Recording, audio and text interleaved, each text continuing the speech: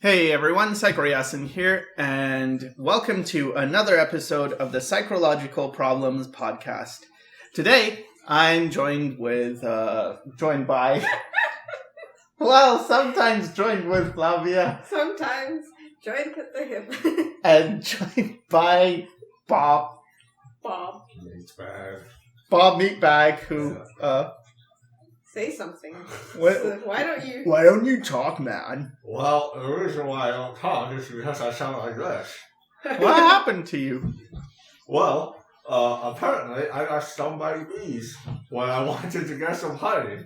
I was hungry, so I was like, oh, here's some honeys and stuff. So I stuck my tongue in a beehive and I got stung by bees. So there we go. Well, no, really, I just have cold sores. This happens pretty often, so every once in a while I sound like this, and Psycho and Flavia get to laugh at me. Sean Connery would be proud. Yeah, that's probably what he does. He just likes honey a lot, so. Or he has a lot of mouth herpes. Well, no.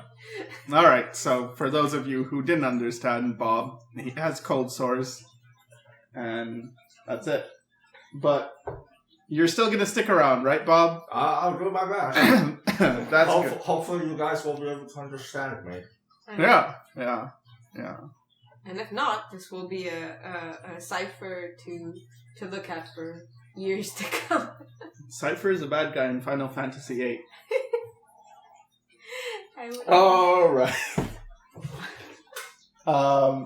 So, today, we're going to have a talk about art stuff. With questions like philosophy, I guess, art philosophy. Why the fundamentals? Oh, why the? Why are the fundamentals important? Yeah, it's because of fundamentalists. Yeah, yeah, stuff like that. So where do you want to start? Should we start talking about the fundamentals, or should we start talking about why philosophy is important? Well, I suppose if we start talking about fundamentals, we'll end up talking about philosophy, so should be good. Yeah. So I know some people don't really like the non-art related. I mean, this is sort of art related, but not like super art related. So if you're just here for tutorials, sorry, skip this one. Thinking about you, Sky Carl. You might not need to listen to this one. I don't want to waste your time. But moving on. Sooner or later, everything's art related. Sooner or later, everything is art related.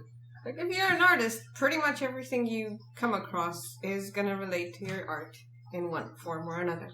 Yeah. Physics or philosophy or, I don't know, the guy you see walking in his trench coat across the street and flashing you. What? I don't know. Okay. So let's start with the fundamentals then. Yeah. We had a talk with one of our students a while ago about fundamentals, and it's not just him, but there are a lot of people who are just dead set on learning quote-unquote the fundamentals. Yeah. But with not much aim or purpose in mind. It's just indiscriminate. Fundamentals, I need to learn the fundamentals. And yeah, that really is quite directionless. It's like reading the dictionary. I know all the words in the dictionary. Can you speak the language? Yeah. Fundamentals are something that they're important, but they're a thing that you should do after you figure out what, like, people say, I'll learn the fundamentals and then I'll do something with my art. Or I'm not sure exactly what direction I kind of want to head in, so I know I have to learn the fundamentals, and that's like the starting point, is learn the fundamentals. And I guess I'm guilty of this type of instruction as well, because it is true that I've mentioned you need to start with the fundamentals. I will revise that. You need to start with what you want. And in pursuing what you want, you will encounter problems, and those problems will probably be fixed via certain fundamentals in art. For instance, let's say you want to be a character designer, right? So, okay, you want to... One way of pursuing it is, okay, I'm going to go character design, I'm going to study anatomy. So I'm going to read all of Bridgman or all of Rogers or whatever, Loomis, Hogarth, whoever you're studying from. And I'm going to read this book and I'm going to do copies of this book. And then I need to learn perspective and probably need composition. My environments need work. Probably need to work on that.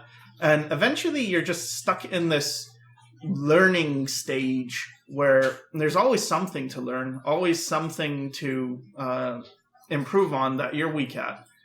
And your initial goal is lost, that I want to do character designs. I think it's much better to just do character designs. And, okay, so I want to draw whatever you want to draw. Like, I don't know, I want to draw a guy and he's half human, half lizard, and he's wearing a trench coat and he flashes people. Okay, fine. That's fine. So try it. And then, in doing so, you might find that you have a question. Like, I don't really know how to draw this arm. And that's a perfect time to start with figuring out the anatomy of the arm. So it's very purpose-built. I mean, I don't know. When I say it, I start to wonder, like, yeah, but I did the crickets thing and that kind of worked better. It did work better, but on the other hand, when you have a goal in mind, everything is driven, like, first of all, you're getting a lot more energy, resources in whatever you're studying. You don't just get overwhelmed by a sea of material to study. You are using the material for your own purpose. You are wielding whatever information is out there to better yourself, to further a goal. And that's personal. Because otherwise, knowledge is super impersonal. Knowledge is just a abstract set of concepts. It's just I don't know. What do you do with it? You could do so many different things with it. You could build an environment just as well as you could do figure drawing, and you could design characters just as well as you could, I don't know, vehicles. Could I have something to do with, like, I get that all of it is based on agency and motivation and stuff like that, but I guess, like, for me anyways, I get the feeling, and even when I hear a lot of other people talk about their stuff, it's like, oh, they think that by going after the fundamentals, they'll get everything that they need, and it's just like, oh, they just need to know how to do something first in order to get what they want. But then by doing that, they sort of give up on, I don't know, they give up on agency, I suppose. Because it's just like, okay, here, give me something. I want it right away. And fundamentals is the way to do that, even though fundamentals take forever to learn as well. Well, not forever. But I think one thing I did, and I think this is important, is before you start, there's this thing that just happens to be a rule. I guess it's a rule or whatever. It feels like one. But whatever you do, you get good at, right?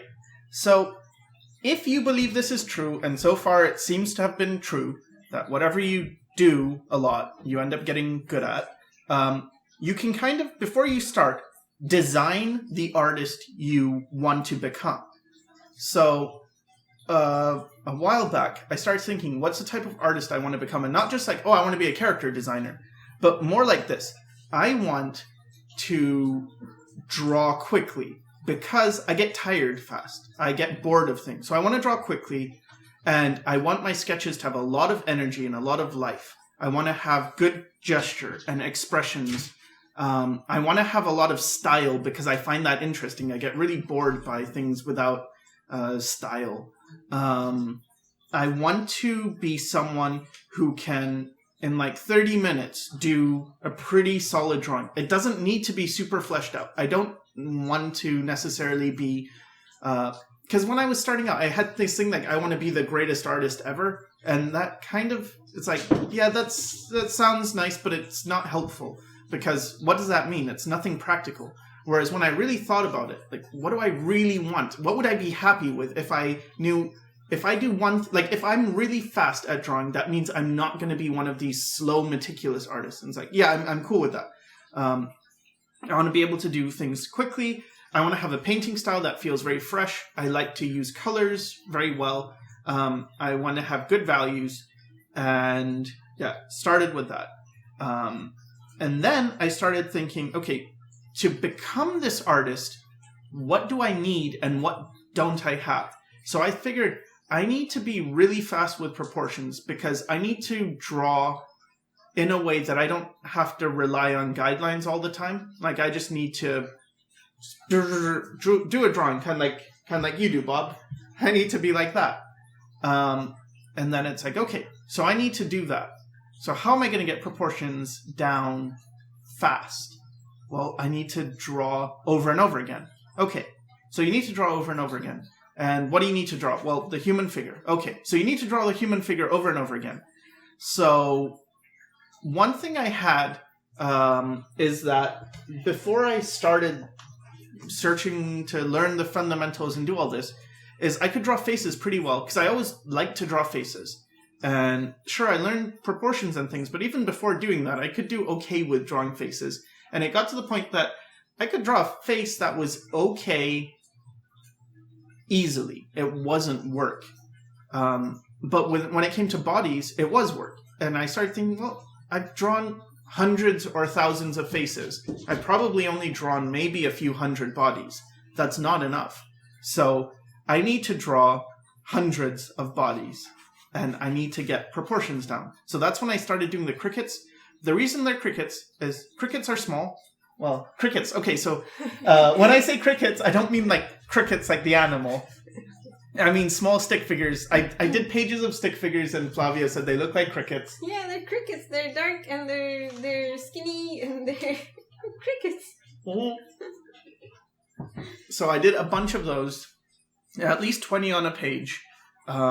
And the reason I was doing this is in order to get this ability to draw bodies in proportion without having to worry about it. Just make it so it's super easy. If I can do them small, that's good. Because if I can draw these easily as a stick form, that's a fundamental I can build on.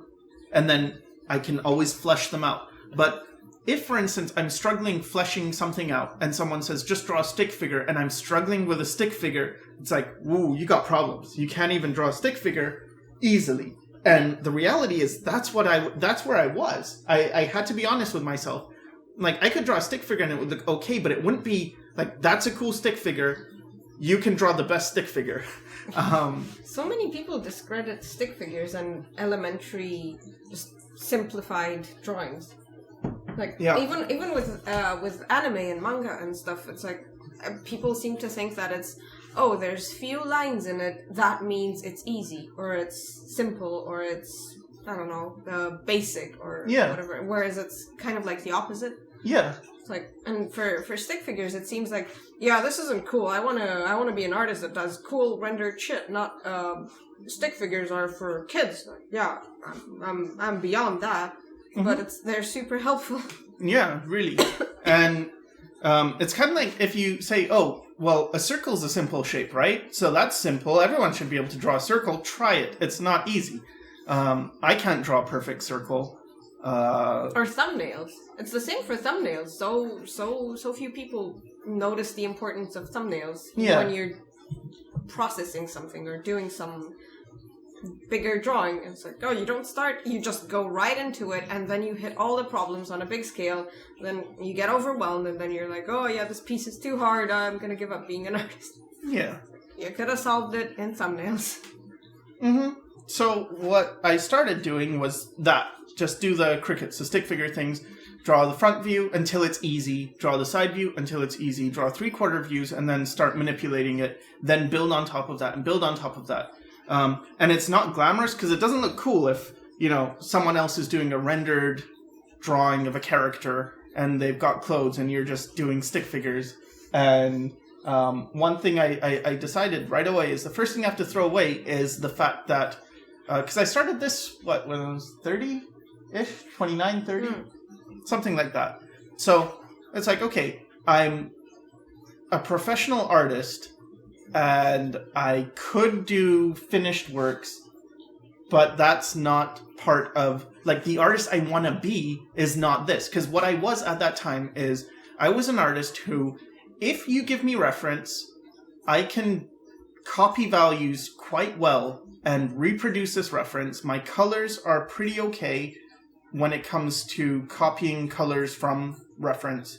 When it comes to drawing from imagination, I can do a kind of crappy job, but like, okay, as long as it's an easy pose, it's fine. As long as the anatomy's not complicated, okay. But hey, if you give me reference, I can do caricatures of the reference, I can manipulate the reference, but I need the reference. But I could produce a work that people would look at and, oh, wow, so you just used a photo, right? And manipulated it. It's like, no, I painted this. Oh, that's cool. And yeah, but that's not really the artist I wanted to be. And so I didn't train the skills that I needed to be the artist I wanted to be, who is someone who can draw anything or draw from imagination. Maybe not anything, but the things I want to draw. I want to draw from imagination, and I want them to be cool. Or sad, or expressive, or deep. And yeah. So. Yeah, see, most of this I kind of take issue with, because what you talked about is, first of all, you said your initial goal was, I want to be the greatest artist ever. Like, that's an external goal. That's not really personal. And then you said, like, oh, the type of artist I want to be is able to do this. That's a skill-based thing. And it's not, I feel like, in a way, the art you want to make should come first. And then you tailor yourself to be the artist who can make that art. Because you want to put forth your creative, I don't know, input or whatever you're going to give to society or to humanity or to, I don't know, the overall pool of art created by mankind. It's like, you're going to add to it, but what are you going to add? Who you are to be able to do that comes afterwards, and that's the initial step is what gives you the purpose and the direction. And I feel like a lot of the times people seem to forget this initial goal. What do I want to do? They start with, who do I want to be? Who do I want to impress? Who do I want to emulate? Who do I want to... these are all secondary things. And to forget that initial step, and what we keep having to do is basically put those disclaimers like they put on McDonald's cups, the coffee cups, oh, beware hot beverage. It's like, you're getting hot coffee. Of course it's going to be hot, but you forget about it. You forget more and more of the basic things and the essential things. It's like, you ordered hot coffee, you want to make art. But that's not why they put it on. They put it on because they got sued. And they're just covering their ass. So yeah, but they got sued because of a shift in a mentality. Because people are becoming more and more oblivious to the basic things, the basic units of their survival. You think she was oblivious? The lady who got... I think what it was is she got burned. And then it's like, this sucks. I have to, I am injured. People are very lax. People have become very lax when it comes to their survival. When it comes to the I don't know, elementary bits of their life. They're oblivious to, oh, I want to be an artist. Does that mean I want to work in this job? No. That means you have some art that's in your head or in your heart or whatever, wherever it is, and you want to create that. Not, oh, I want to be an artist because I want to work in this studio. So that comes after. That's admiration. That's societal expectation. That's whatever. And then with the beverages, it's, I am getting something hot to drink. I forget that I am so distracted by my everyday life, by whatever is around me, that I forget the basic element of this. This is hot. I should be careful. I should look at this. I should test it. You don't just grab it and then, oh, I got burned, blame somebody. It's like, you don't have reflexes anymore. You don't have... No, I think it was an old lady. I think so. Even so. Shouldn't age involve wisdom? I think pretty much every culture has a proverb that goes, like, make sure you blow in your soup a bunch of times before you sip it, or... I guess it goes back to this idea that people need to be coddled And they need to be told what to do. But even that, the way it's phrased, like, no, they don't need to be coddled. They've gotten used to being coddled, and they demand it. They are, I don't know, complacent in it.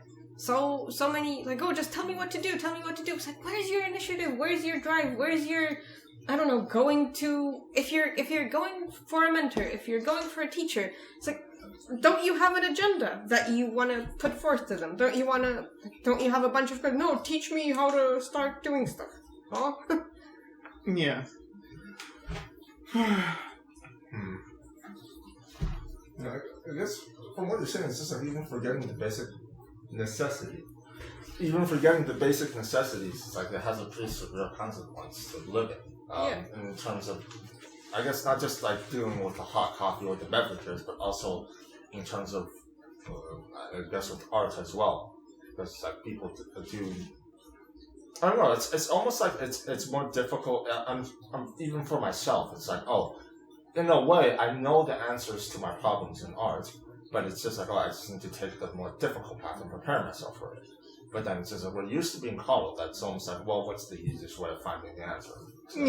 That's what I would do too. It's like, look for the shortcut, because even if I was young... That's active. That's looking for the shortcut. That's active. Yeah, but it's not good. You don't go through the struggle, right? Because it feels as though, like, every time... You go through a struggle. It's a terrible struggle. You go through a struggle, but there's a difference between looking for the shortcut or asking or demanding a shortcut. Yeah, that's true, but I did. Well, no, you didn't. I did when I was 27. I saw a teacher and asked them about the portfolio reviewing. Yes, and then did you do that again afterwards? No, because I realized, like, I already know the answer. Exactly, and so do so many of our viewers.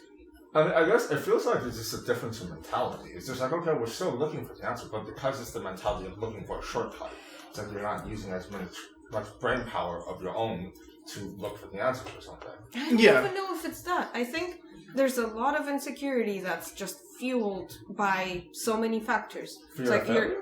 Fear of failure, fear of expectation, fear of pressure, fear of peers that are, I don't know, they're doing better than you, they're in your class, and they're drawing nicer things than you are, and they're progressing faster, and you're envious, and that makes you afraid, and that makes you uncertain, and you sort of, it just saps your motivation, and you end up just, oh yeah, I don't know, maybe I should ask, maybe I should, instead of just hunkering down and just...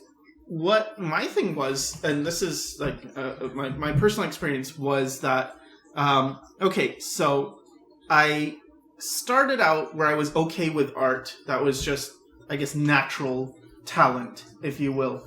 I can say that, yeah, all right. I got praise for doing art better than most other people. And it was, oh, this is talent and whatever, so fine. But then at some point, I met people who were better than me. And it was this shock of, wait, so I'm not talented. And I've talked about this a bunch of times. But there was also this other part to it, which I don't think I've talked about. And that's that I was really lazy. And I got bored quick. And I knew I was lazy and I got bored quick. And so when people said practice makes perfect, it's like, first of all, I don't know what to practice. Second of all, I'm not sure that I would be driven enough to do that. And third of all, I'm not sure I'm actually as good as I think I need to be to, like, just a talent thing. Like, am I really capable of doing this?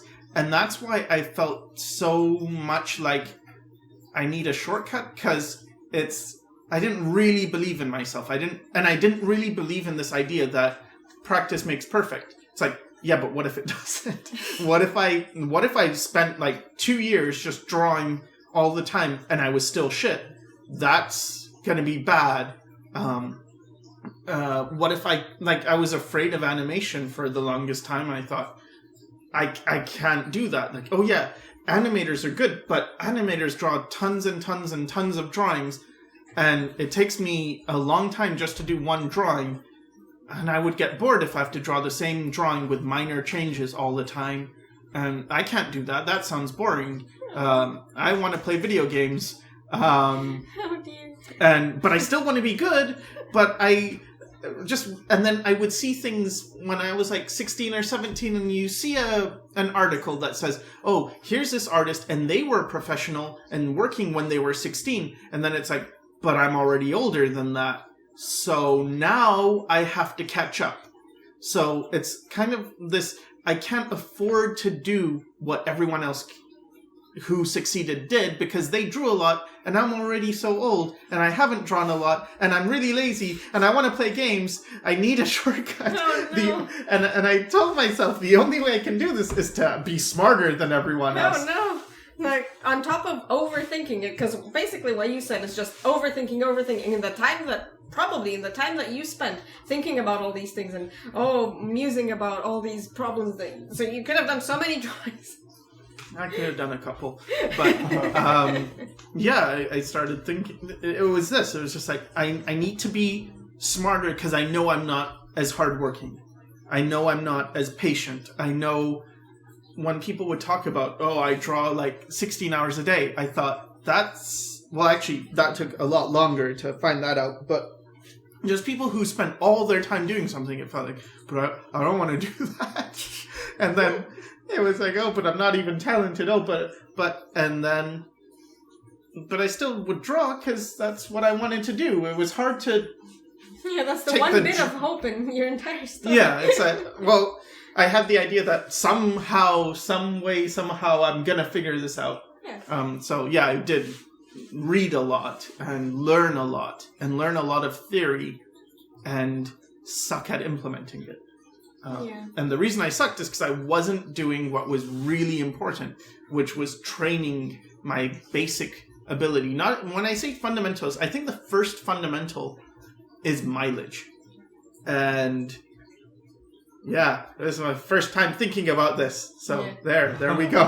Copyright 2017. First fundamental is mileage. Yeah. You heard it here. And it's kind of like the stick figures. So many people discredit it because most of the prodigies, they have their mileage down by the time they're still kids. It's something that no one considers is if you are someone who started young and you just draw, every second you're drawing is a second more that you're able to form new neural pathways in your brain that connect the motor centers to the what centers? The cargo bay doors? The cargo bay doors. Well done, Flavia. Anyway, I don't know brain things, but that concept, the more you do something, the better you get at it. And so when you're just drawing and not caring, even if it's not fundamentals or anything like that, even if all you're doing is copying, this is useful mileage that should be accounted for. Because if you have someone who, when they were a kid, they drew all the time, and then they're 16 and they're going to art school, and then you have a person who's 18 and started drawing 2 years ago, and so he also goes to art school, or she also goes to art school, and then they're looking at their work, and it's like, well, I'm 18, you're 16, your work looks a lot better than me, plus, when we learn a lesson, you pick it up faster, you must be more talented. They just have been speaking this language, the language of art, much longer than you, and they're more fluent. But it's really just numbers of, if you do a lot, you get a lot out of it. And what I realized when I started the pointy chins thing, or it wasn't a huge realization because I didn't have evidence of it, it was just a guess. I think this is the way it could work. And so far I've proven, I think that, this does work. But my guess was this.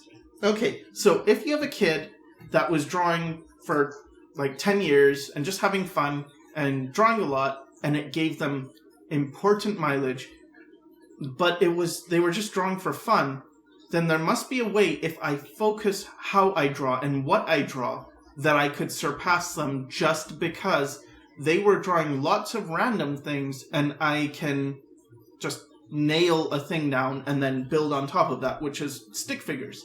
Like, if you can get, for me anyway, it was stick figures. That was the answer. If I can get this, and then I can build on top of it. And then the next stage was after, I don't know if this is going to confuse the issue, but learning to trust my intuition more. But I don't know. I don't know how that would be confusing. Because I feel like within pretty much everyone, there is this pull towards doing... If you're an artist, if you're artistically minded, clearly you have something that you want to express. Clearly you want to create something. So there's always going to be that intuitive pull towards what you're meant to do, or what you really want to do. And on top of that comes the rest of your life with fundamentals and structure and this and that, and reverse engineering basically what you would have initially done anyway. Because I feel like even with science and even with knowledge in general, if you just leave a kid growing up without any academic knowledge of art or anything else, and they want to draw, they will figure it out. Their intuition, their I don't know, brain prowess will take over. They will acknowledge reality. They will start off pretty bad at drawing reality, but they will get better by observing, because these are mental faculties. What about like how artists in, what was it, like 15th century, I think that's when they discovered perspective. What's his face? The guy, he was looking at the building and then he saw the vanishing points and discovered perspective. But before that, people didn't really have perspective. I don't know. I think that a lot of... I don't remember the guy's name either, but I think that there must... Because posterity only records a slice of what was going on. And clearly there must have been... You couldn't have architects if they didn't know perspective. Yeah. You couldn't have landscaping or anything if they didn't know perspective. They weren't aware of things. It's like... No, the idea, the concept of perspective must have been around there, because you have all these, the constructions that are viewed from one angle, they look a certain way, and the arches blend together a certain way and stuff. And that involves perspective so heavily that I cannot conceive of, no, they didn't have it, and this guy discovered perspective. It's like, no. Yeah. This has to be discovered so early on by virtue of observing life. Yeah, so you think people would intuit it anyway. Yeah, I think so. And I think manuals and books and styles and just all of this structured knowledge is kind of like the shortcuts you were talking about, or iterations on the same thing. And I feel like for myself, it's very interesting to read other people's take on art or on reality or on their life story and stuff, because it's a psychological interest. It's like, I like people watching. When I read somebody's book, it's very good for me. It's very enriching for me to see, oh, this person has a different angle on the same event that I viewed in this other way. It's like, oh, wow, okay, so I get three-dimensionality. But there's still, I could still see this event. I could still, within my own mind space, build the same model of that event. And probably if I looked at it long enough, I would come to a similar conclusion. Or maybe I would come to more than one conclusion. Or maybe I would, I don't know, just, there's no reason you can't be autonomous. There's no reason you can't, you have to rely and look up to everyone as if you don't have resources of your own. Yeah. And I feel like so many people discredit themselves, first of all. They're doing themselves a great disservice. I guess the person who he'll really enjoy me saying this, but teaches us very well is cynics. Because he really talks about relying on your, like, you already know this stuff. Just figure it out. Yeah, you can do it. Yeah. Yeah, I always agreed with his thing. Just be more confident. The problem is, the thing I don't like about his thing is he doesn't actually explain it to someone who's not intuitive. How could he explain it? His knowledge is intuitive. How do you explain intuition? You can only convey it in an abstract form. This is true. This is true. How would cynics explain it? Okay.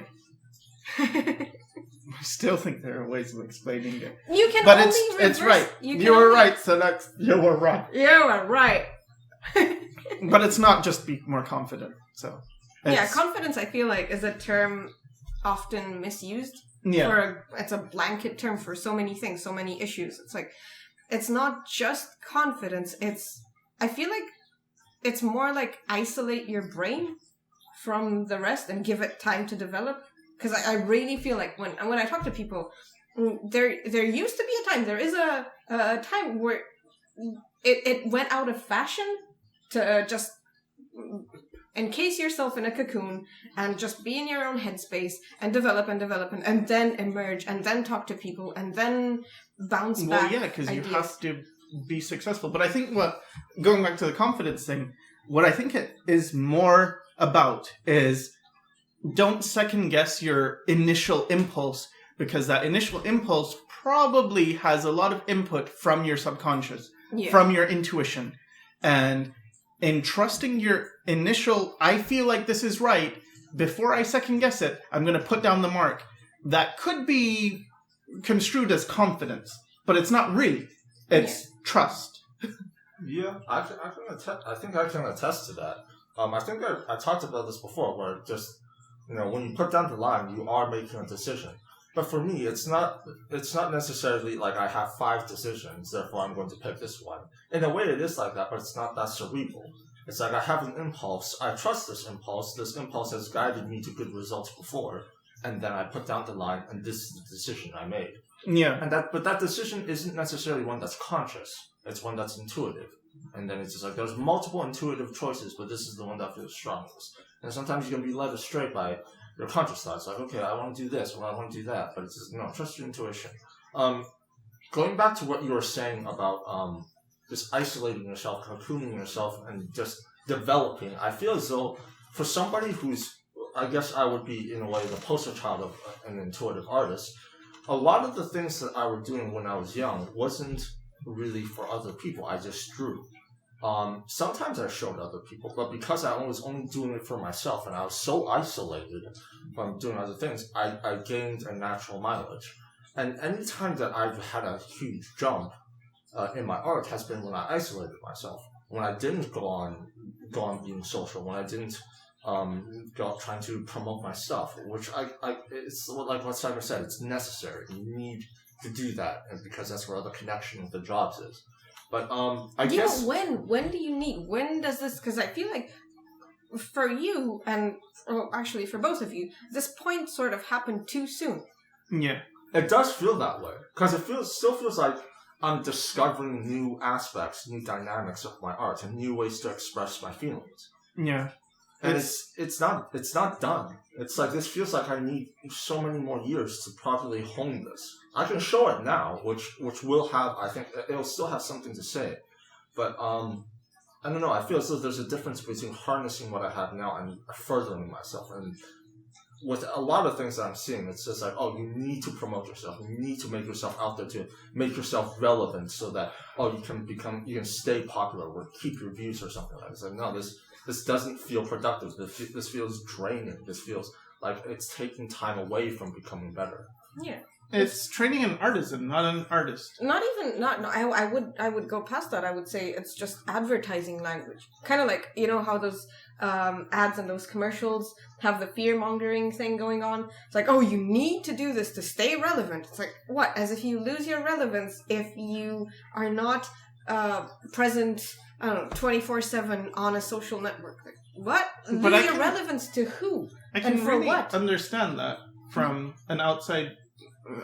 you're not an outside perspective. Because you grew up in the North American culture. What I feel is that there is this thing of pressure from the outside, especially when let's say you finish high school and you've said you want to be an artist. There is this expectation of, first of all, you'll likely, maybe you're lucky and you don't get this, but you'll likely get the oh, you know, that's going to be hard. Or there's no jobs in art. Maybe it's less now. But the problem is, because there's so much of a, you can't do this, the next step is to go into, well, has anyone else done it? And if so, what did they do? Yeah, and so there's, this person did, and they were a concept artist. They're working as an illustrator, and this is what they did. And, if I follow this formula, then I can do it.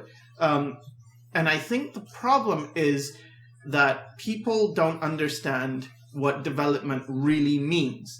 And we would have better artists if there was sort of everyone just goes to their individual cave for 2 years and then comes out in 2 years. Just draw, do whatever you want.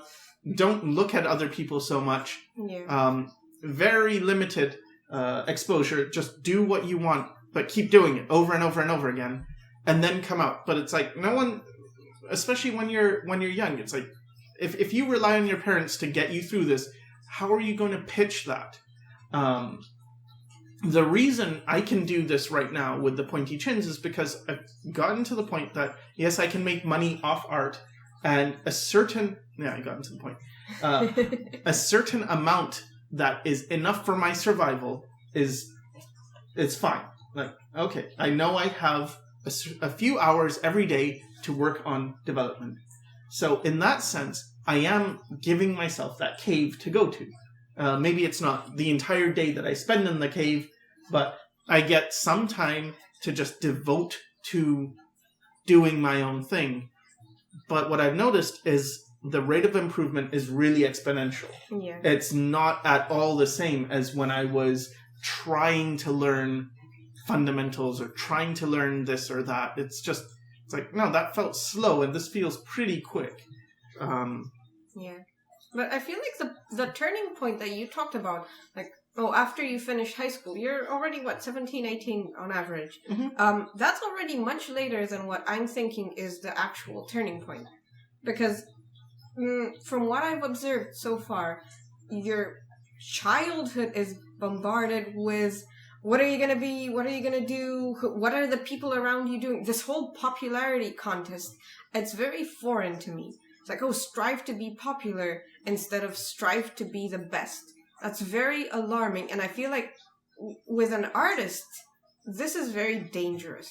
This is very, draining and crushing. And it breeds a lot of insecurity. It breeds an insecure artist who will always look to the left and look to the right before he puts a mark down on his paper. It's like, what is this other guy doing? Is this other guy maybe making a better mark than I am? Maybe I should do what he does. Maybe I should. And that creates a mindset with which you go into you finish high school and now what? And it's like, you're already used to looking to the left and looking to the right and being insecure and being unsafe and feeling like you've got to perform and you've got to be popular. And it's like, sure, you've got to perform, and sure, you should strive to make the best art that you can make, but that should be independently of whatever's going on around you. It's like, shouldn't that be your own goal, not just because, the artist that you saw on, Imaginefix or whatever, he's making this art, and you should be making this art, and you should be in Imaginefix, and you should be this, and you should be that. It's like, what do you want to say? Don't you want to say it the best way you can say it? Shouldn't, This is what I feel like is kind of missing, and I really get happy when I hear people that do strive for it. I really get happy when I talk to people and it's like, yeah, this is what I want to do with my art, and this is how I want to say it, and I don't know how to get there, but this is my goal. Like, yeah, that's pretty workable. Like, once you encounter that, it's like, okay, this is, you can break this down. What I feel is lacking is, what I started this thing with, is philosophy. I think philosophy has sort of a bad rap, especially these days. I know I heard Neil deGrasse Tyson talking about how philosophy is not really that important and things. I think, I have to disagree. I think philosophy is super important because it helps us figure out who we want to be. And I don't mean you need to read the work of philosophers. That might be good, but that's not what I'm talking about. What I'm talking about is just a very basic notion of analysis of the self, of what you value and what you want to strive for and what your actions mean. For instance, some people want to be artists because what they deep down crave is, I want to do a job that is pretty easy, pretty fun, that makes money, and that I get recognition for, that I get praise, that I will have fans who look up to me. Fine. That is describing a certain philosophy. I am a person who strives to have material wealth and admiration from others. Then ask, why? What is missing in you, or what does this give you? What are you compensating for? What do you want to say? Is there anything you want to say, or is that it? Are you really going to be happy if you get that? Is there what comes after that? Let's say you did get the fans and you did get the praise. Maybe it is enough. And I think I've met people who, really that is all they want.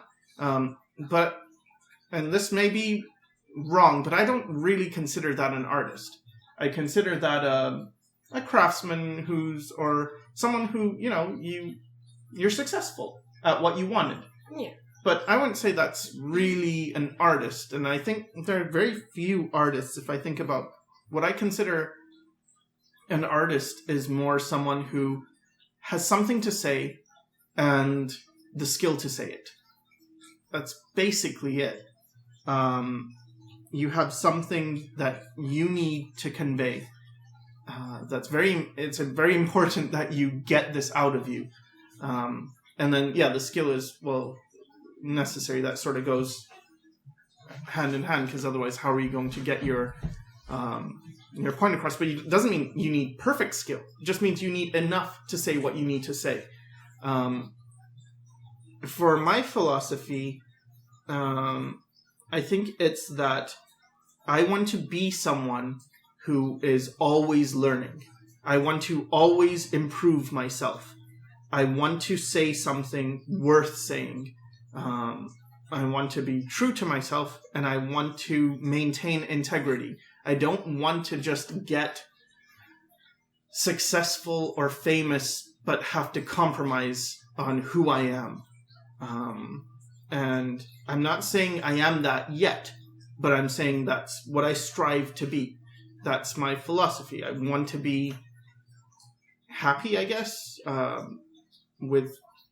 I don't need a lot, but I want to have, I guess, simple things. I want to have a place I can stay where I don't really need to worry about things, and that affords me the chance to grow and become better.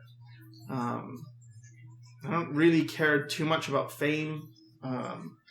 Don't care at all about fortune. Don't care about working for a studio. I'm kind of curious, because I'm somebody that's going through the process of trying to form a philosophy myself. And it's, I don't know, because I think we all start with an impulse of wanting something.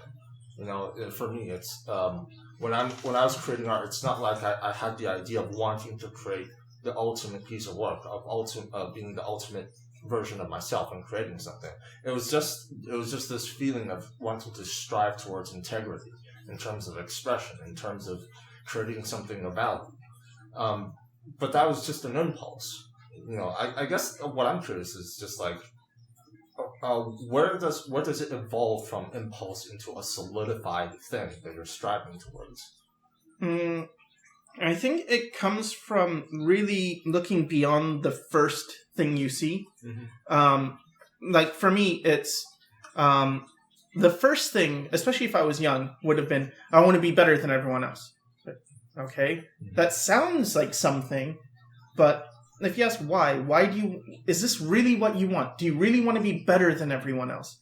And the more I thought about it, the more it's like, well, I want to do something unique. I want to be original. And it's like, okay, well, anyone can be unique. Anyone can be original. Not anyone, but, well, yeah, I guess anyone. But what You're laughing. I'm sorry. I just have this image in my head because you said, "Oh, the first thing for me was this." I just imagine you in the maternity ward coming out. I want to be better than anyone else. Not ooh goo gaga, not wah wah wah. No, I want to be better than anyone else. I want to be the very best.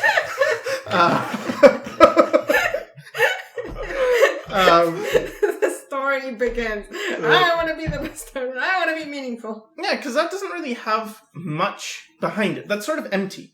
So it's like, okay, so that's your first thing. So that's important to you.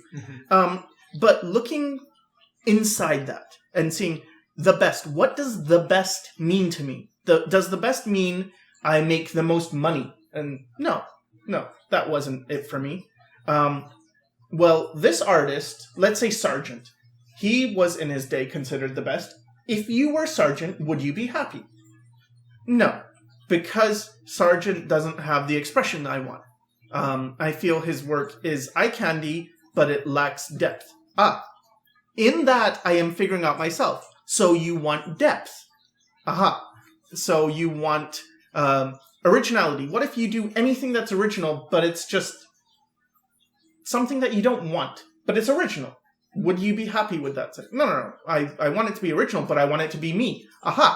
You want it to be you. So you want something with depth. You want something that is genuinely you, that is honest to yourself. And then you want to execute it well because you have high standards. Do you only have high standards in art? And for myself, it's like, no, I have high standards in music, in food, in architecture, and everything. I value high standards. I value things of quality because it pleases me. I like beauty, and I like seeing things with depth, and especially emotions that could be viewed as negative, sadness and anger, because when I was young, I didn't feel they were represented, and I felt lonely in a world where what was shown often was the positive side. But because I didn't relate to that, it's very much like, where do I fit in all of this? And so there's that. Answering these questions brings you closer to what you really value. So it's like not only asking why, but it's also a process of elimination. Yeah. Yeah. Okay. So did you have to test out those things, or was it just like, was it just questions? Like, did you have to go through a few things? It's like, okay, I tried this, it doesn't align with me. Tried this, doesn't align with me. Oh, but I tried this, but it does align with me.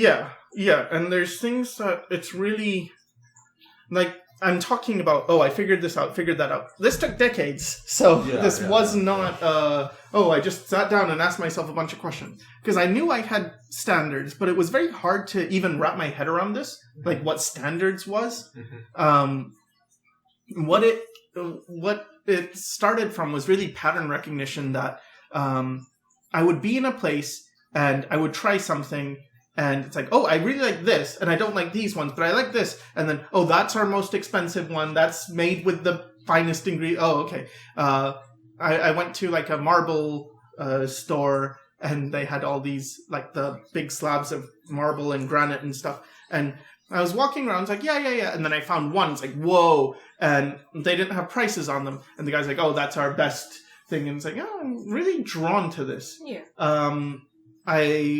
There was this thing that a guy was playing a Stradivarius violin, and someone else was playing another violin. It's like, the Stradivarius sounded so much better to me. Fazioli pianos and Steinway pianos. It's like, the richness of the sound. That's very, yes, this feels good to me. And it's usually after the fact, it's like, that was actually, and it's not just more expensive, but better. Like, that's a better quality thing. I've always been drawn to this.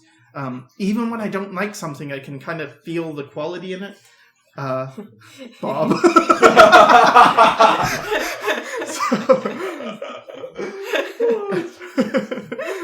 But yeah, so it was understanding, what it came to is bringing this all together. Okay, you have this. What does this mean? You have high standards. You have an appreciation for quality. And then what does quality do for you? And for me, it reaches depths that things without quality don't. For instance, in the piano example, with a Steinway piano, when you hit the bass notes, they're so much deeper. They reverberate inside. Like, I feel like, whoa, that's something that I don't get from the other pianos. And then with a Fazioli piano, when you hit the high notes, it's like, oh, they've got this weird, stringy type of, I don't even know how to, like a kind of sparkly, but not really so sparkly, but it's got this thing that's like, that's cool, that's unique, that's interesting. And it feels rich and it feels nice and I don't know. So it's bringing that together. And then other stuff, it's taste. It's not some things I like aren't necessarily quality. They just maybe with stylization. I do appreciate stylization that has quality, but I've seen even some stuff that's stylized that's not the best. It's like, that's kind of cool. I like pushing things because I feel excited. It feels like, oh, this is a thing, but it's further. It's more than just what it is. Like, oh, you have an eye and it means this and it's saying this, but this is stretched and it's cool. It's just, I don't know. It's very childish, I suppose. So there's that. But it's very important to acknowledge these things. Yeah. As you develop, like, you're gonna first of all, you're asking yourself questions, but you have to give yourself the answers and then question the answers. Yeah. It's like, what's the reason that this is the first thought that came to your mind? But about that, it's like, your way is one way of... You have to say who you when you say your way, they can't see you. Well, yours. Your way, Sakura, is one way of going about it. But for me, it was kind of different, because I never really had this internal dialogue, because I don't think in words. And for me, when I started developing, it was more like an intuitive thing, but not really. It was kind of like a reality. It's like, oh, this is what I am, and this is what I have in mind, and built in is the desire to be the best version of me that I can be. Granted, this sounds weird to me as I'm saying it, because it doesn't quite match my inner reality, but it did feel like, how do I describe what I am? And then those are my concepts. Those are what I operate with. It's like, oh, I question things. This is very built in. When I was really small, I was thinking about, like, oh, what religion is, not about what God is, but what religion is to people.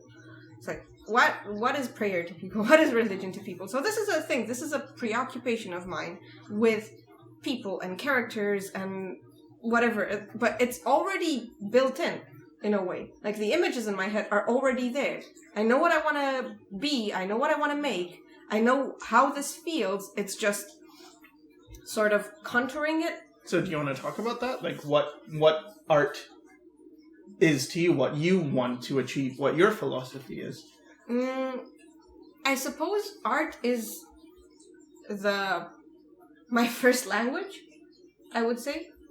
Because my thoughts are not quite put in a language, but when I think of them expressed, it's rather in art than in words. Mm-hmm. It's rather in motion or sculpture or painting or than in speech or rhetoric or anything else. And I feel like the way art deals with a thought in a more symbolic way is closer to how I think. Because I have trouble with verbal instruction, for example. I have a lot of trouble with following steps that's sequence of steps that's described by somebody. And I know somebody else here has that issue too. I think for different reasons, but the outcome is the same. I don't know if it's for different reasons. I think the reasons might be similar, but it's like I don't know how to exist in words. I don't know how to exist in normal thoughts or presented identity. I know how to be. Like I don't know how to be, but I am.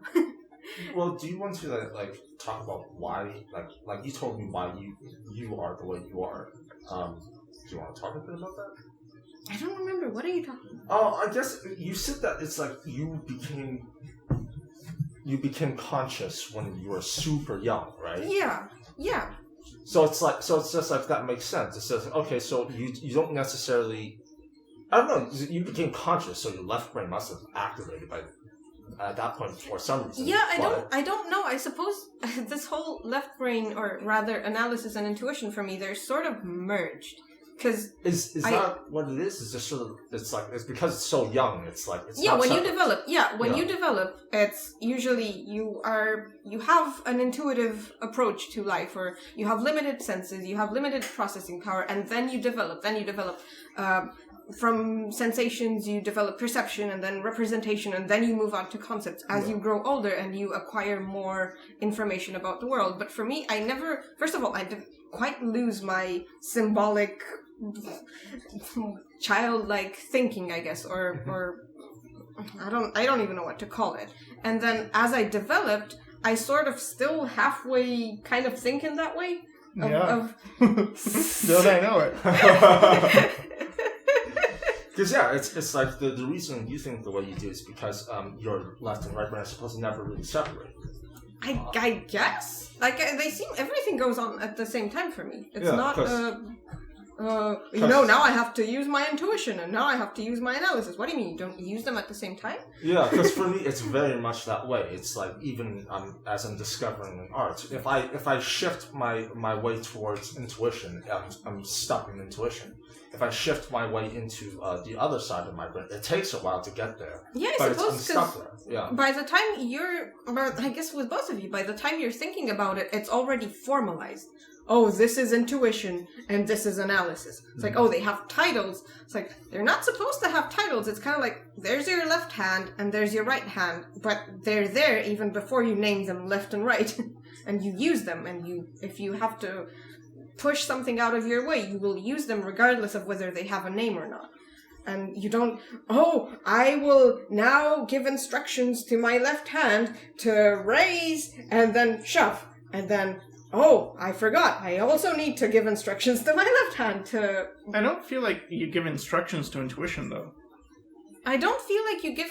For myself, I don't give instructions to anything.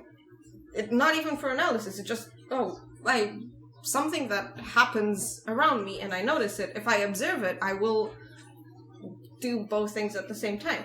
It's very strange when we talk about it in terms of I can separate it and I know what we're talking about in terms of processes, but it's very strange for me to think no, I really assume that people do have both and they do go on at the same time. And I think what happens is there's a block when you start growing up and you kind of, the rest of the people around you sort of grow into you too much and they smother you, and then you have a lot of, you lose a lot. You lose a lot of your child, your intuition, your freedom to use analysis as well, because it's just another tool. That makes sense, because it's kind of like if you think of primitive people and let's say a hunter, and they're going in the forest to hunt prey. Their analysis and intuition have to be working as one. Yeah. Yeah. I suppose there is a reason I was called a savage so many times. I suppose it's education that screws us up, or society that I don't know if splits, it's so causes much this... education, but the way education is conveyed. Well, yeah, that's what I meant. That's what I mean. Like schooling, like formalized education, formalized... What about words? Yeah, I mean, an emphasis on language above all else, and then mathematics, and just the things we isolate. I think mathematics is very good. Yeah, so do I, but it's another language. Yeah, it's another language, but languages are not, tools cannot hurt you unless somebody wields them against you. That's my thing. And for me, it's I pretty much, by virtue of growing up, I isolated myself from people around me, even... my family and stuff. I was in my own headspace. I did not listen to... I don't know. Is that what it is? Because it's for me, I guess maybe this is my own ignorance, but I feel very much that it's okay, what does the left side use predominantly to express itself, which is words. Yeah. And then everybody's just okay, you don't have words, but you express yourself through body motions and stuff like that. So it's a very primal way to express yourself. But words, it's almost like this advanced thing. And then once when you learn that, your brain I get It it. feels like it's separating itself. I know what. Okay, so Flavia has this thing where she dislikes poetry. Mm-hmm. You dislike poetry? Yeah, I just like poetry. Yeah. So I was trying to explain what poetry is to her because I don't dislike. I don't really consume much poetry, but I don't dislike it. Mm-hmm. What it is to me are words that are slightly off in such a way that the literal expression of them causes you to get in this funny way where you start to see it differently and it becomes more than what's being said. Mm-hmm. It's words that are so cleverly chosen that they almost trick you into getting out of your analytical, literal sense and convey a meaning beyond the words. Mm-hmm. But if what you're saying is you don't need that, then of course poetry would be obsolete because you already see in symbols. I think we talked about this a while ago. And not on a podcast, but I don't really we talked about my drawings and how they normally resemble drawings that people do when they're hallucinating or taking drugs. I may have a student who will go unnamed who uses substances to like LSD, and his work when he's on acid is pretty close to Flavia's work normally. That's not even the first time I've seen it, because I've studied quite a few cases of artists who had mental problems or drug abuse problems or hallucinogenic abuse. Well, not abuse, I guess, use. Issues. And then I could relate to a lot. I saw a lot of what they were doing in my own work. That's why you like David Lynch so much. Yeah. I feel like there's a lot of... Because the things I gravitate towards in pretty much all the media I consume, be it books, because that's what I grew up with, or paintings, or music, or games, or stories, just told stories, or people, are people who are skewed. They're just not quite as you would expect them to be, not quite just what's on the surface, not quite... They have a different language, they operate on a different level, but I feel like that level is something that should not be lost. Yeah, you understand the subconscious very well. You and Jung. Well, there's a reason I like him. I could relate to his writing. It's very... Okay, so for those of you who don't know, Carl Gustav Jung was a Swiss psychologist, and he sort of improved on Freud's theory of the psyche, and then Jung put forth that impulses or actions or thoughts, they're not just sexual frustration, expressions of sexual frustration. There's a different level, a symbolic level within all of us, and then we deal in archetypes, and we deal... And sure, by this point, because so much time has passed since his development, it's pretty much common knowledge, like, oh, you have archetypes, but now they're sort of like tropes. Yeah. Or they've turned into different things. But I feel like the way he analyzed things was very, very good to follow. Very good to see, oh, you're looking at reality, and you're looking at the people around you, and you see where they're coming from, and you see where they're going, and you see what they are, because you have the two ends of this bracket. I guess that's what it does when you can see this, because you're very good with psychoanalysis, but less good with literal, like, oh, what a person is saying. It's like, but then when you're explaining something deep about them, it's very impressive how... Yeah, I had a huge... We get screwed by this all the time. Yeah. So, we think this is what it means. Oh no, it's this. Oh, how embarrassing. Oh my god, no, it can't be true. Ah! So should we give an example with you about your things? Well, which one? The fetuses and the... Go ahead. You tell it, because you tell it better. All right, so Bob is doing... he was drawing... So, okay.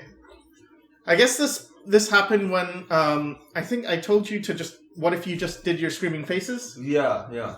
And so Bob was doing his screaming faces, and after a while, they started to evolve. And, they took on new characteristics, and I thought, you're just getting better. Yeah.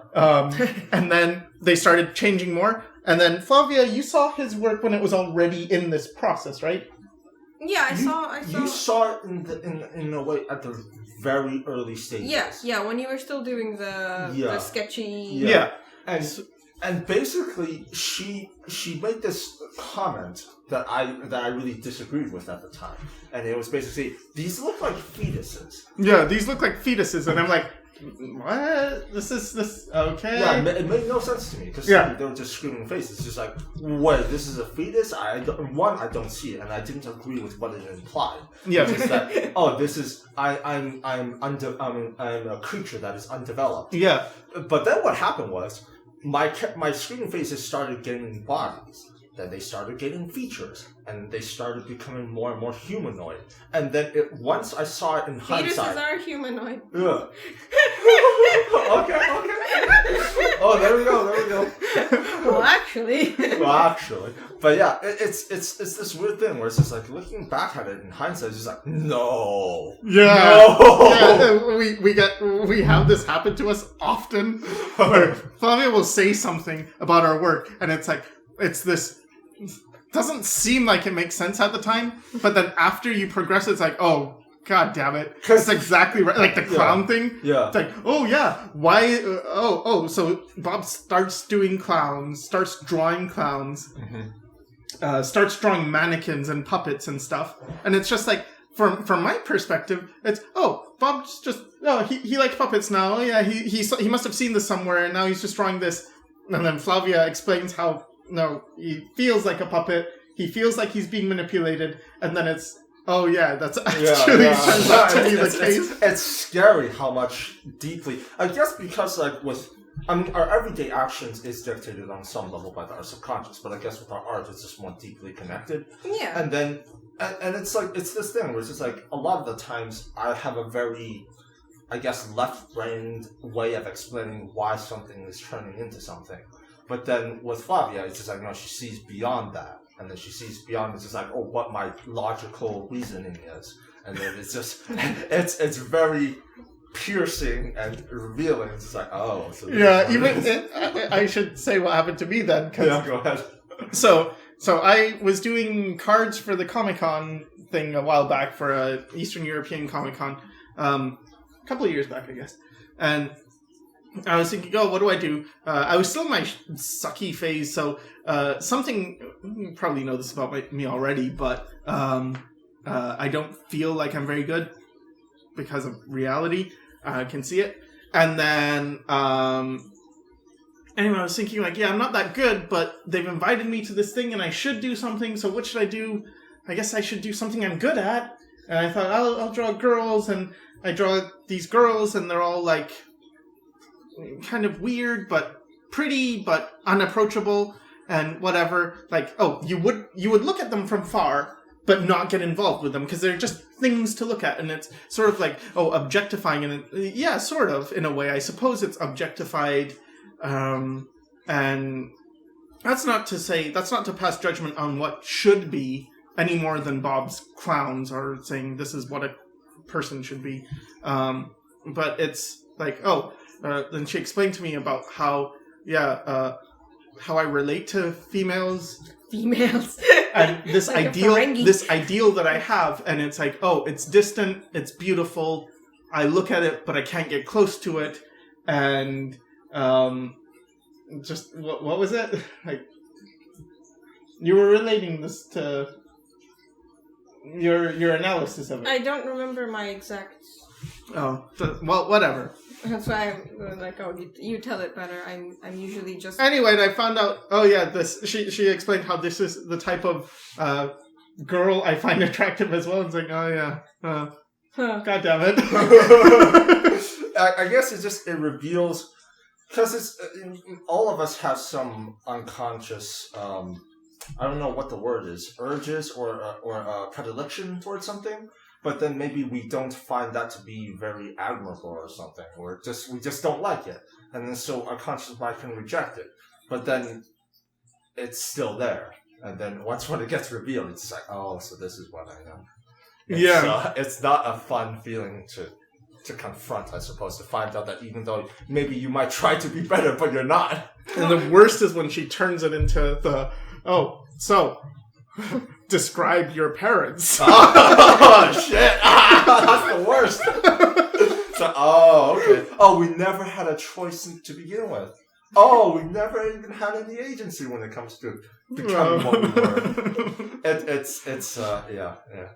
That's I suppose it's not fun, because for both of you, fun comes largely from control. Yeah. So, it's like, it's not. not for me. Yeah. not for you. Yeah. But it's I don't know, because for me, especially when I look at art, but even when I look at people, it's very like, I'll look at Bob's drawings, and then I'll like, and it's like, there is a message, but because I don't think in words, it's easier for me to receive the message when it's not said in words. Because for me, I take words pretty literally, except for instructions, which I can't take literally. Anyway, moving on. When somebody says something to me, it's very hard for me to not get distracted by what they're saying, except for when they're talking about themselves or their life story, and then it seems to be more complete. But when somebody says, that's fine. Did you like this cake? Yeah, it's fine. It's like the tone of their voice might say that, they're just trying to be nice about it and they don't really like it. But then my brain will register, you said it's fine, right? We'll get it again. Yeah, the tonal things. But I feel like so much of when you start doing this, when you start looking inward and analyzing yourself and why you do things and what your motives are and what you really want, I think for me what started becoming really scary is when I looked around me and saw how much was almost designed for me not to do that. Like the amount of distractions around at all times. Yeah. Something is always like, whether it's the news or a new show or a new video game that's coming out or just a new trend, some YouTube videos. It's always like this novelty. It has novelty. Like distraction. Do not think. Yeah, that's so scary. Yeah, because what happens is if you get used to not thinking, you become afraid of thinking just the same way you're probably afraid of anything you're not used to doing because it's foreign to you. It's hard. It's, I have to grasp this, but I'm not used to grasping this. And especially as you get older, there's a feeling of, if I'm not good at it, I don't want to do it. You don't hear children really talk in that way. Except for children who have been taught that by their parents. Like, I think there's a category of kids who grow up in the super toxic environment where, if you're not good at it, you're worthless. You're not, so they're going to be afraid of doing it. They're going to be, no, this is what your parents' affection depends upon. So I think, in a way, it's really important when doing this self-discovery thing to actually disconnect from as many distraction things that you can. Because I would say that another thing, especially if you're the type that's not in tune with their subconscious, it's like you're so easily led astray by so many things, and your brain, your left part of the brain that deals with a lot of the world in its attempt to be logical, will give you reasons to be led astray. And like, you'll come up with the smarter you are, the more difficult it will be to break away. It's just like, you'll just come up with reasons. And, this won't work. Well, I need to do this and all this stuff. And it will just drown out your subconsciousness. It will just completely drown it out. Which is why it's good to get away from the distractions. Because, you're just by yourself with the least amount of distractions that you need. the only thing that will eventually emerge, if you pay attention to it, is the subconscious. Because it will emerge. It will try to tell you things. So, Bob, when you're alone, do you panic if you're left with your own thoughts? It depends. I would say recently I'm learning to deal with my thoughts in a better way. But there are a lot of times where, I can't panic. Because I've seen this. I've seen people who cannot be alone with their own thoughts. It's torture for them. It's real. It is real! I don't know. I am having trouble grasping all of these things. I had a huge shock since meeting you.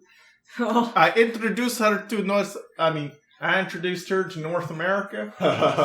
So I got so used to using like this one for the other. But now the other is actually like American people.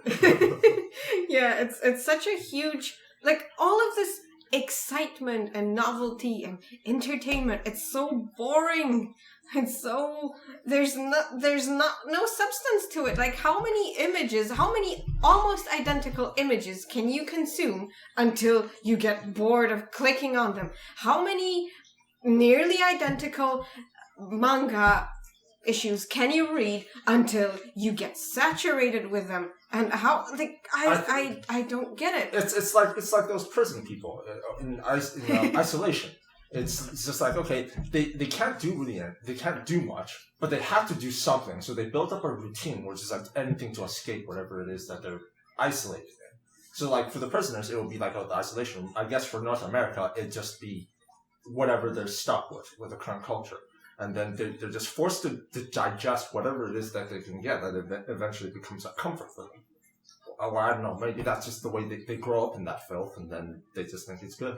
It looks like a lot of fear from where I'm standing. It's like, of course you're gonna resort to apathy and distraction if the only real option that you have is to take action and stick your neck out and get in trouble and protest or make a change or take responsibility or whatever. It's like, yeah, it seems like the easy choice, but it doesn't seem like the satisfying choice. How much do you think is based on extroversion or introversion? Not a lot. Why do you think not a lot? I think whether you're introverted or extroverted, that doesn't equate to being active or passive at all. There are very active introverts and very passive extroverts. Like this passivity, this escapism, this doesn't have anything to do with your tendency of avoiding either your, I don't know, either people or your own company. Or it's like you can be outside and still think and still process and still analyze and still live true to yourself. Yeah. You don't it's got nothing to do. It's very personal, and I feel like I'm super sad that it's so rare to find people who haven't lost this. It's so, oh wow, this is such an event. This guy remembers what he's into art for. Yay. It's like the benchmark has become, I'm glad I found a guy who has an idea on the internet. Not a good idea. Not a great idea. Just an idea. Yay. It's like, these are my events. Like, oh, I'd rather be in my head. I have ideas. I'm fine.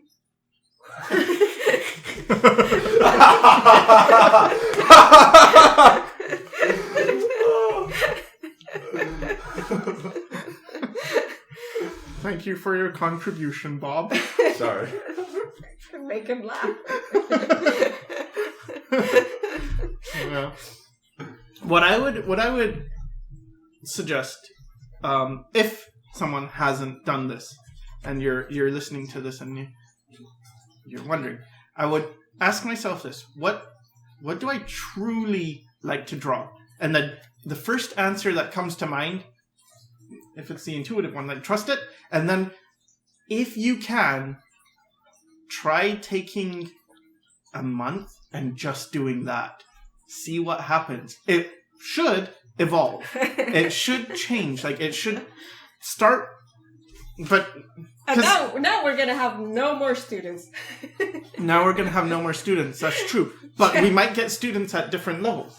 Yeah. It's like, they actually know what they want to do now. Yeah. Um, I would be very happy to talk to people who know what they want to do. Yeah, because... Another thing I was just gonna, you said just like, ask yourself what you want to draw, and then the first thing that comes to mind, draw that over. Another thing that might be good. Not the first thing that you want to draw. No. Ask yourself what you really want. Like, it's a deeper question. Because I could just say, what do I want to draw? I don't know, maybe I'll draw like an elf girl. It's like, but that's not what you want. No. If it starts with maybe or I guess or whatever, it's like, no, scrap it. Yeah. I guess what I mean is sort of like, because like, if they ask themselves that, they can get bogged down by, I really want to draw this, or I think I want to draw that. Or maybe... Yeah, not what you want. Like, I think what would be good is that for me, my screaming faces kept popping up in my drawings. Mm. And that's something that is just like, I think I want to draw this. I kept revisiting screaming faces. So Yeah. it would be a good idea for them to be like, okay, just draw whatever. It doesn't have to be anything. As long as you have enough material that you can start seeing what do they revisit over and over and over again. This drawing keeps on popping out through, like, you do 100 pages of drawings. And in like 70 of them, this image keeps popping up. It's like, okay, this is what I revisit. This is something I can focus on. That's genius, because that's exactly what I've been doing with art as well. Because for a while I was doing this thing, starting with a point teaching thing. I'm sorry for always bringing it up, but I started asking myself, what do I like? Because I don't draw what I like. What do I like? And that was kind of the wrong question. And then I started, because what I did is, it's like, I like pastel colors, I guess. Or I didn't really like pastel colors, but I like things colorful. And then it's like, how do I get colorful and still be tasteful? Well, these artists who do stuff on Pixiv and manga artists seem to have this. And they happen to be using pastels. Oh yeah, that makes sense. Okay, let me do that. What I started doing is thinking about all the things from, and I guess this helps to have been drawing a lot, but all the things I used to do and what kept reoccurring. Or for me, it was, what are the images I look on and then I think like, that was pretty good. And I did this portrait once in maybe my third sketchbook, probably in 2003. And I just made the eyes a bit smaller. I was like, yeah, that looks pretty good. And then years later, every time I looked at that one, it's like, that one looked pretty good. Right. And I tried, what if I make the eyes smaller? Because I think I like big eyes. Like, I like big anime eyes. And then I just did it, and it felt more right. Yeah. And, so do that. And then, I notice I look at works by artists like Bumsky. Recently I played, I haven't beaten it yet, but Final Fantasy IX. And the background environments are really like this. They're like Minium Bumsky, this artist Bumskee. They're like that, and it's, I really resonate with that. And then I started thinking, but these are around a mid-value range. You're not pastel. And then I saw, throughout I was always looking at these type of mid-value range images. So then I started moving to a mid-value range. Like, this isn't what I would say I want, but it actually feels more comfortable. I had a tendency to draw big heads and big hands and skinny bodies. And if you ask me, do you like this proportion? I would say no, not really. But I do well with it. It's kind of like with you when, Bob, when you were talking about your screaming faces, you didn't really like them at first when I first met you. Yeah. You were pretty dismissive of them. Yeah, I didn't care for them because I just thought they were easy and they didn't really deserve attention and they didn't mean anything. But, of course, that was a lot of insecurities and external factors putting into it. Mm-hmm. Yeah, so I think for me it was similar with faces, like, but that's easy. Mm-hmm. I think that's what it sometimes comes to is, that's not worth considering because that's easy. Mm-hmm. When probably the reason it's easy is because you've drawn it so many times. Yeah. So I've internalized the screaming faces, and once again, it's just that thing where it's like you revisit something over and over again. It's not even like, because I was dismissing my work, and I was still revisiting it. And I think for people out there, it's just like, if you have something where, you don't pay attention to it, or you think it's easy or something like that, but you still revisit it no matter what you do, that's a pretty telling indicator of what you're supposed to do. Even if it's like you keep drawing birds with backpacks or anything like that, if you keep on doing this, it's probably worth spending time on. And then if you really just spend like a month or even a week, maybe probably you'll get an idea even that quickly on that thing that you keep obsessing over in a way. Something happens that's different than when you just pursue art in search of fundamentals or in search of skill or because, I see a cool image and I want to recreate that image. It's a much more personal engagement with art when you do that.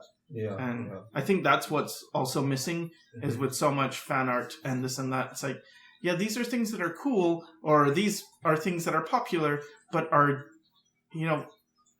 what do you really do? What would you do if you never saw any of this? What would you do if you were the only person left on Earth and you wanted to draw stuff?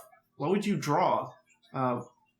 If no one could judge you, if no one was there to, this is right, this is wrong, this will get you a job, this won't get you a job, you should do this is stupid, whatever. If you get rid of all of that, what would you draw? It's a much more personal thing. It's a much more honest thing. Because even with the old masters, it's just like they do, like I suppose with Sargent, they do a very technical things. It's like, okay, they have great technique, but I just don't see enough of people doing really honest work.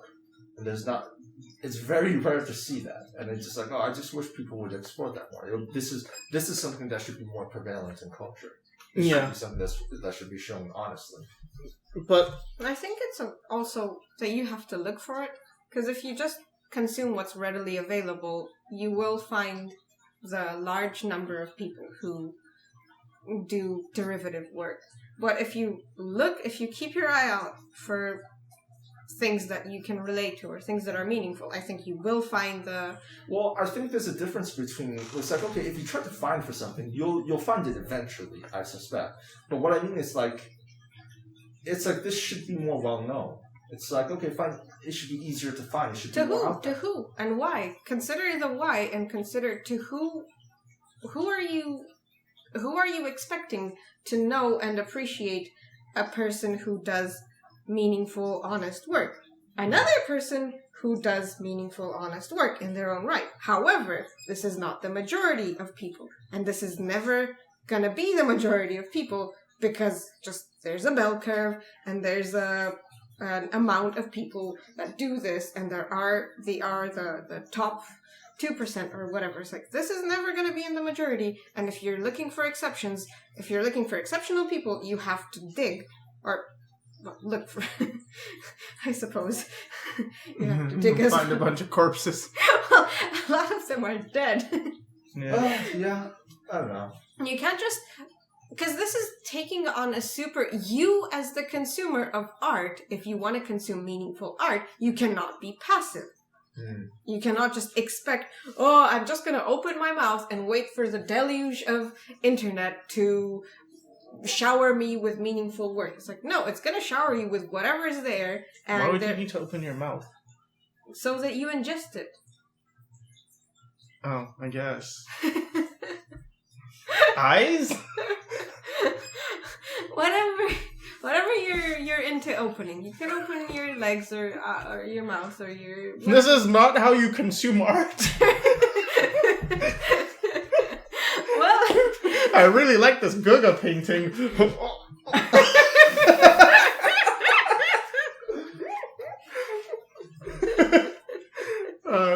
Anyway. Yeah. There's that. But I don't quite agree with this thing of, there should be more people doing this. Like, no, they're the same. There's the same amount of people who are doing this, regardless of whether the spotlight is on the derivative ones or not. It's like, what are you doing using somebody else's spotlight to take you to what you want to get? Yeah, I mean, I guess I see your point, but I guess what I mean is just like, even with what we're talking about, it's just like, well, it's getting something out there. The idea of like, because like, okay, fine, people are taking whatever it is coming in, but it's just like, so then all they're getting, or for the majority of them, they're getting the idea, it's like, okay, I need to do this, this, and this. But then if it's more prevalent in the culture to just hear, be more honest, do more meaningful work, then it's just like, okay, at least it's getting it out there. At least there'll be more people that has this idea. Many people might fail, but at least it'll reach more people. And this is where I disagree. Yet again, I don't think this is a culture thing. I think this should be a personal initiative thing. And you either live by it or you don't. It's not something you're taught. Oh, be yourself. Well, I didn't go through it with personal initiative. You were drawing screaming faces before. You were just judging them. I was dismissing them. I was judging them. You were dismissing them, but you were still drawing them. Yes, but I didn't. If you had waited for culture to tell you, oh, Bob. I didn't need culture. I just needed somebody to tell me to pay attention to it. And eventually it sunk in. Yes, to pay attention to something you were already doing. What I'm saying is you already have I think that's what he meant, though. Oh. Being honest, but already doing the thing that's recurring. Because you talked about how look for the thing that you're doing that's recurring. Yeah. With that, I agree. But when you say... What I didn't agree with was when he said that... this should be more known, or this should be more advertised. It's like, I agree with you on one count. I feel like the fact that knowledge is so readily available creates a lot of false idols that, you have tools and you're going to make whatever you're going to make with it. And it can be a great castle, or it could be a very shiny hut. It's like, your hut's gonna get blown away by the first hurricane. It's shiny. It's just as shiny as the castle, but the castle's gonna last. I feel as though, like, even though there is an access of knowledge, maybe I don't consume enough of the other stuff, but it does feel as though at times the knowledge that's been given out, it's like it might be hard to do, but it still is presented in a way that's sort of like, well, it can be attained easily. And it's just like, with this type of knowledge, it doesn't feel as though we're saying it can be attained easily. It's just sort of like, this is something to consider. Yeah, I suppose. Because like that's what I mean. It's like we're giving something out for people to consider. We're not saying this is the way to do it and stuff like that. But it's just like, if people know that this idea is there, because I didn't know the screaming faces stuff was there. Like you said, I was still doing it, but it would have been stuck in that fetal position. It would have never grown. It wouldn't have evolved into what it was today unless I knew about looking inwards, pushing my art further. Yeah, but that's not how they changed or why they changed. Because for you, personally, your art follows your development. Yeah, it was the information and the development as a human being. Yeah. So it's just like, okay, so they don't have anything. So at least they have this little bit. And then if they start getting human development, then they have two pieces instead of just one. And they're like not missing it. Yeah, but human development, doesn't that just happen anyway? No, not really. It didn't happen for me. Yeah, I don't think everyone is quite like you. Yeah. You are a very rare exception, Flavia. I don't think so. I have met people who develop like me. It's very strange to not. Oh, both of us, Cycling and I, are rare exceptions, right? But we don't have the way your brain works. You are conscious super young. And even for us, it's just like our intuitive and our left brain separated. Yours didn't. I suppose, but like... Okay, so your issue with this... Because it seems like you're getting pretty emotional about a part of what Bob's saying, and I'm trying to figure out what it is. Is it that you don't tell people to be artists, they just are artists, and they will be artists by virtue of their own... Yeah, I feel like there's a huge propelling motor inside pretty much everyone. And where it's going to take you, that depends on the individual. Yeah. And for those whose motor is art, or a goal in art to get to, they will get there when they're just, sending power to that motor. Well, yeah, but isn't that what Bob was talking about? Being honest, is learning to see... Because I think the disconnect that's happening is with your immunity to culture or society. You're not easily affected by these things. you're not. Yeah, but you're not as affected. Whereas, even for myself, I'm not that affected, but I am somewhat affected. I will get caught up in fear, especially when it comes to, well, I need to get a job. What jobs are there?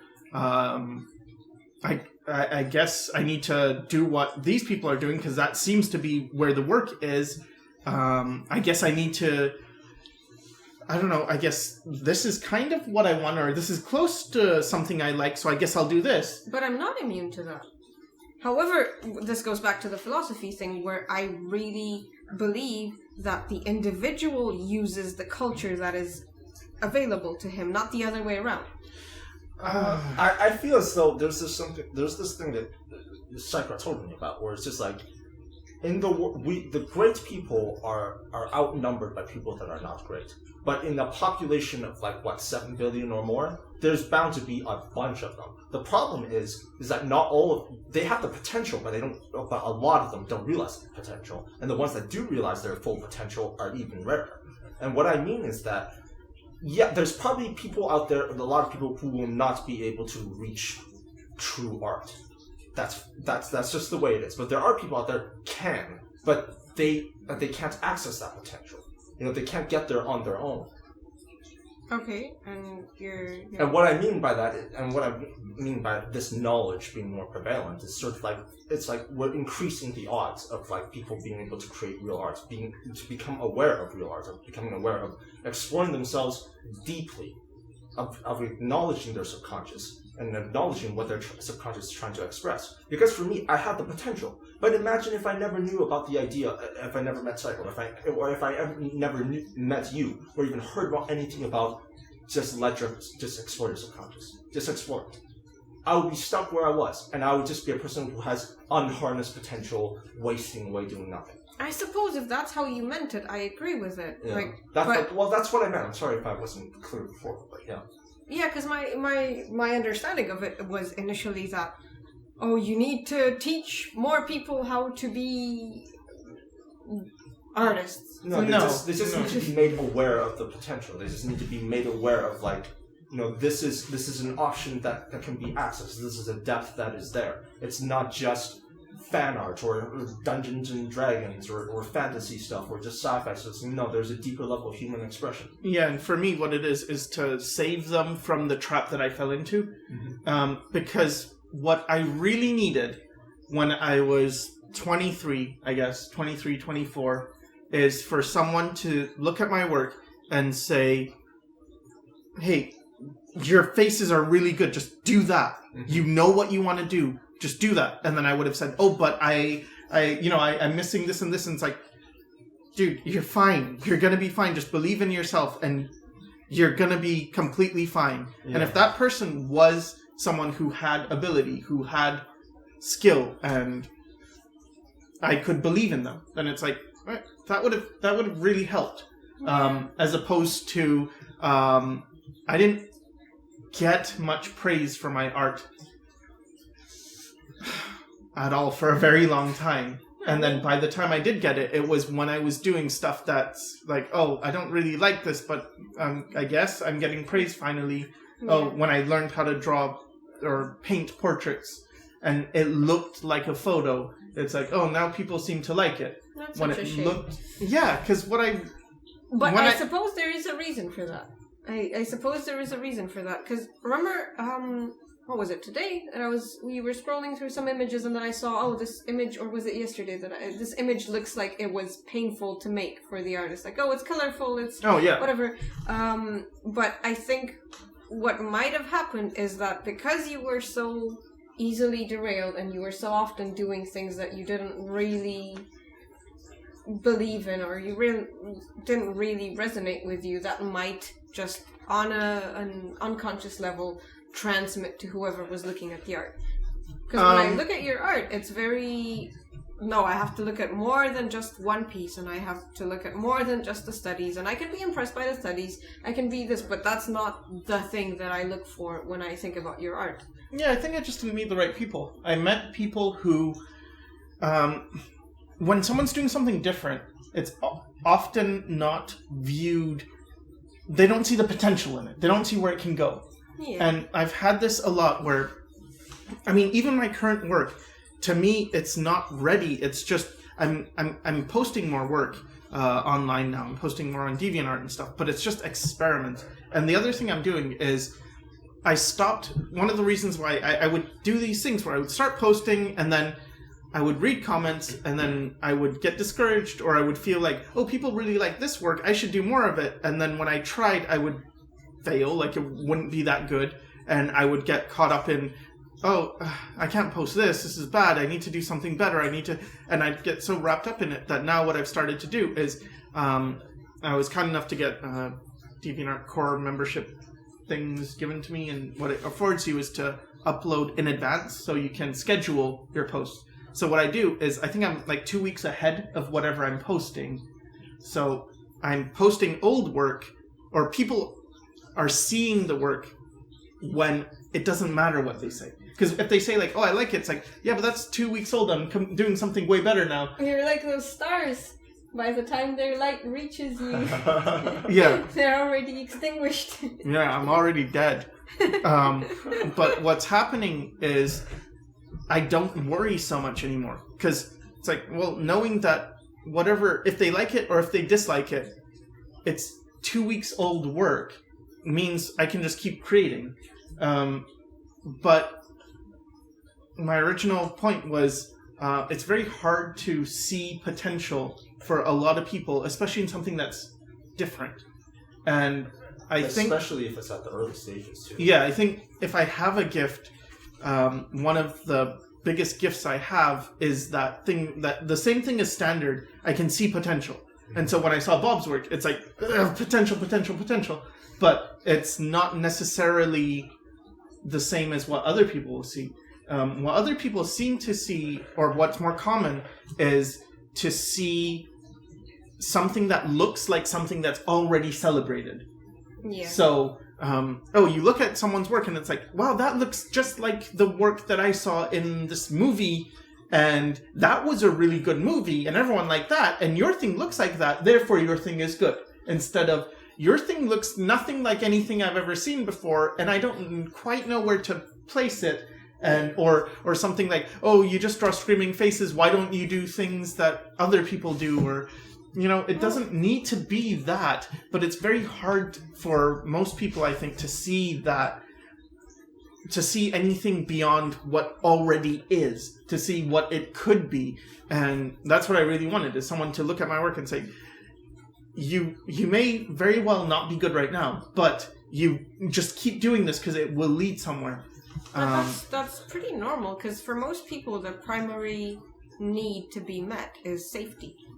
Yeah. So, it's like, yeah, you're going to look for the crowd, you're going to look for the safety in numbers, you're going to look for the safe opinion, you're going to look for the just, oh, you're insecure and your position is fragile, therefore you will place yourself as the judge. Being the judge is safe. Being on the sidelines is safe.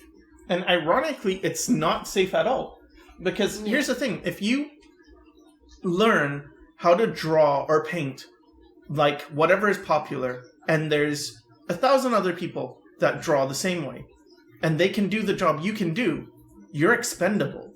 You're not safe at all. You're just one of many people who could do the exact same thing, and it's like, oh, yeah, I learned fundamentals, and I learned perspective, so now I'm going to get a job. It's like, get in line. There are plenty of people who know fundamentals and who know perspective, because that's all that's talked about. But if you're doing something unique to yourself that's very honest, you won't have competition. At least much, much less. What is it? I just got stuck on one of many. No. One of many is a nice character. Okay. It's a character from Neverwinter Nights. Mask of the Betrayer. Okay. Yeah. Okay. Yeah, I see the point. There's nothing wrong with being one of many. Yes. Yes, Being dear. expendable.